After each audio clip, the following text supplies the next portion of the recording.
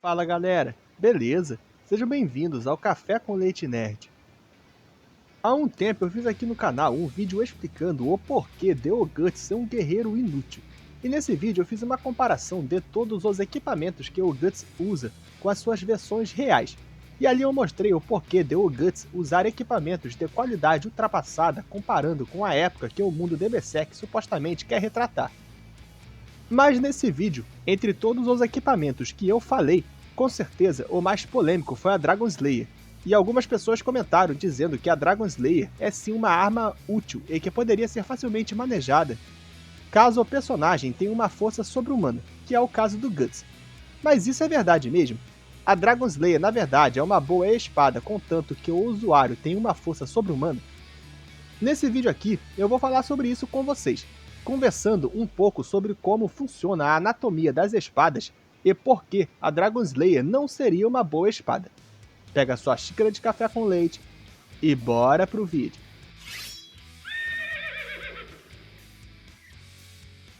Muito bem. Podem ir para casa tomar café com leite. E não interfiram na luta.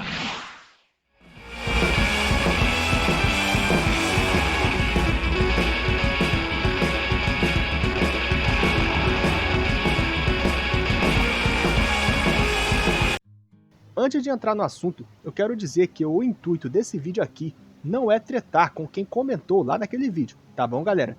Eu gosto pra caramba quando vocês comentam no vídeo, mesmo que seja só pra argumentar comigo, já que além de isso fazer bem pro engajamento do próprio vídeo, eu acho maneiro conversar com outros fãs das obras que eu gosto.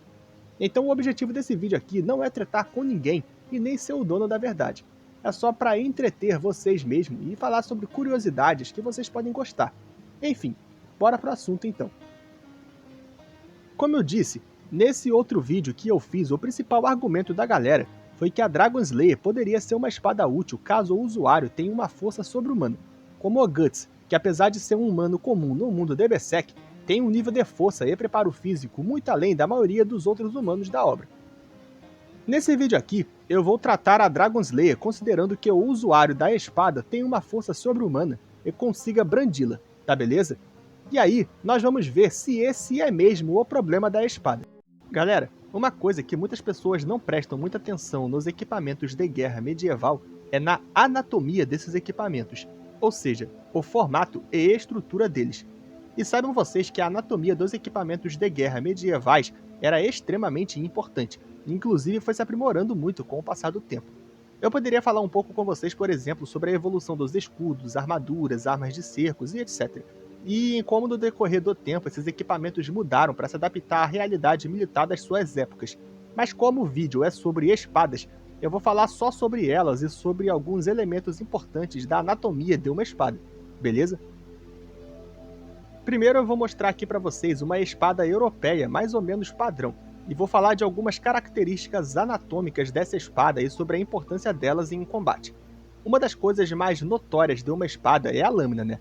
Que obviamente é usada para cortar ou perfurar o adversário. E como vocês podem ver, a lâmina de uma espada é cheia de elementos anatômicos e cada um deles tem uma finalidade. Mas eu não vou detalhar cada um deles aqui para não perder muito tempo. A lâmina de uma espada pode ter vários tamanhos dependendo da finalidade dela. Existem desde lâminas mais largas e menores, que têm como principal finalidade o corte, desde lâminas mais longas e finas, que têm como principal finalidade a perfuração. Mas depois eu vou voltar nesse assunto das lâminas quando chegar na Dragon Slayer, beleza? E outro elemento principal de uma espada é o punho, que como vocês podem ver, tem algumas subdivisões. E dessas subdivisões do punho eu quero falar um pouco, porque são partes muito importantes de uma espada e ninguém dá muita ênfase. Primeiro, a gente tem aqui em cima um negócio chamado guarda-mão, ou só guarda. Existem vários tipos de guardas de uma espada, mas nessas espadas europeias o mais comum era esse tipo de guarda em forma de cruz. A guarda de uma espada é muito importante porque era essencial para proteger a mão do soldado durante o embate das lâminas. E a guarda não servia só para defender o soldado, mas também era importante para técnicas de ataque também, já que a guarda podia servir para ataques contundentes e até cortes e perfurações. No punho também tem o cabo, que é onde se mais segurava. E um cabo feito em uma proporção correta era muito importante para brandir uma espada com precisão. E também tem ali na ponta um negócio chamado pomo. E o pomo é importante principalmente para duas coisas. A primeira é para sua mão não deslizar do cabo na hora de um choque de espadas. E a segunda é que o pomo, assim como a guarda, também servia para ataque. E muitos ataques contundentes poderiam ser feitos com essa parte da arma. Agora que a gente falou um pouco sobre a anatomia das espadas europeias, que são as que estão mais presentes no mundo DBSEC, vamos falar sobre a anatomia da Dragon Slayer e o porquê de essa espada ser tão ineficiente.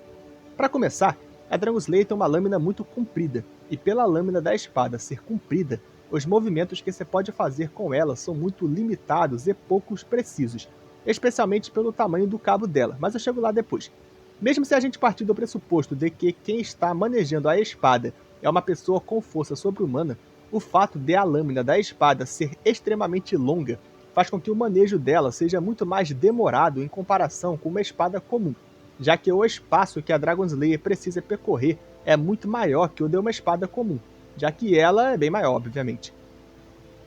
Quanto mais longa for a lâmina, mais impreciso o manejo seria, já que como a força que você está exercendo para manejar a espada está no cabo e a distância entre o cabo e a ponta da lâmina é muito grande, é óbvio que você vai perder precisão aí, não interessa o quão forte você seja. Esse problema da falta de precisão pelo comprimento da lâmina até que poderia ser um pouco revertido se não fosse por um outro problema anatômico que a lâmina da Dragon Slayer tem, que é a largura.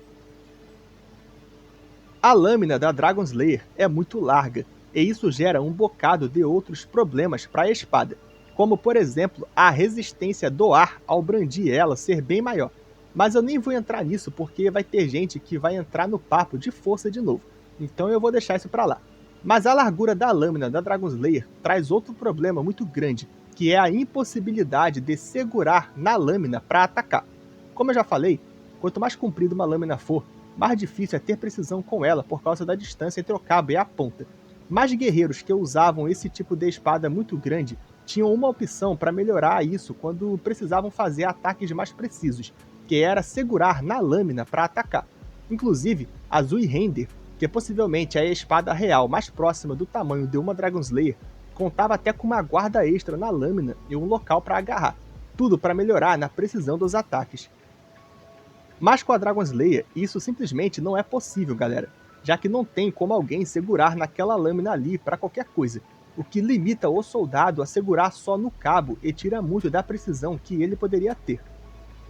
Pela lâmina da Dragon Slayer ser comprida e larga demais, uma estocada com precisão é muito complicada, já que, como eu falei, o soldado não teria uma empunhadura tão boa só pelo cabo.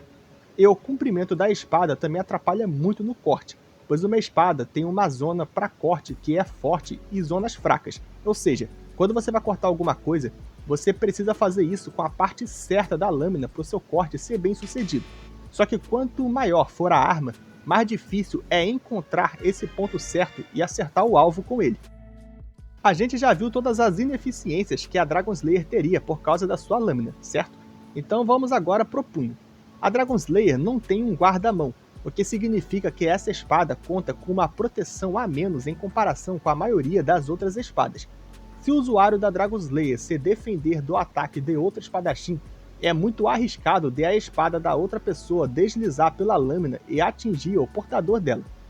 A falta da guarda combinada com a largura da lâmina da espada também impede que o portador da Dragon Slayer use a parte inferior da espada para atacar. E como eu já falei aqui, existem várias técnicas envolvendo o ataque com o pomo e a guarda da espada, que eram muito úteis para atordoar e até eliminar o adversário. Como a Dragon Slayer não tem guarda e a lâmina é muito larga, esse tipo de técnica não pode ser usada. E o último grande problema que eu consigo pensar para a Dragon Slayer é o tamanho do cabo em relação à lâmina. E isso pode parecer um problema simples, mas não é. Como eu já falei antes, quanto maior é a lâmina de uma espada, mais difícil é ter precisão com ela. E se a sua empunhadura for curta, isso é pior ainda, porque você tem pouco espaço para manuseio e para exercer a sua força. Quanto maior a lâmina de uma espada for, maior tem que ser o cabo dela, para se ter um melhor controle dela. Reparem, por exemplo, o tamanho do cabo de uma espada grande em comparação com a lâmina. E agora reparem no cabo da Dragon Slayer em relação à lâmina. Deu pra ver o que eu tô querendo dizer, né?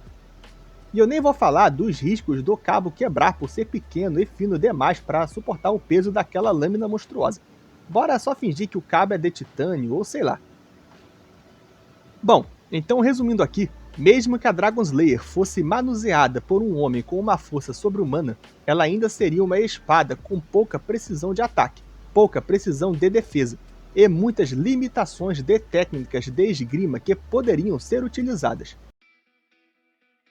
Acho que com tudo isso que eu falei aqui, já deu pra ver que a Dragon Slayer não é uma espada muito boa. E apesar da aparência imponente que ela tem, essa espada tem uma anatomia não muito funcional e bastante inferior às outras espadas. Agora eu gostaria que vocês comentassem o que vocês acharam desse vídeo. Tem algumas coisas que eu gostaria de detalhar um pouco mais, mas eu queria que esse vídeo não ficasse muito grande e chato. Até porque o canal aqui é sobre animes, né, e não sobre história. E de novo lembrando que o objetivo do vídeo é entretenimento, hein galera? Não precisam ficar bolados aí nos comentários e nem nada disso. Só comentem as opiniões de vocês tranquilamente pra gente trocar aquela ideia maneira. Obrigado pra geral que chegou até aqui e até a próxima, galera.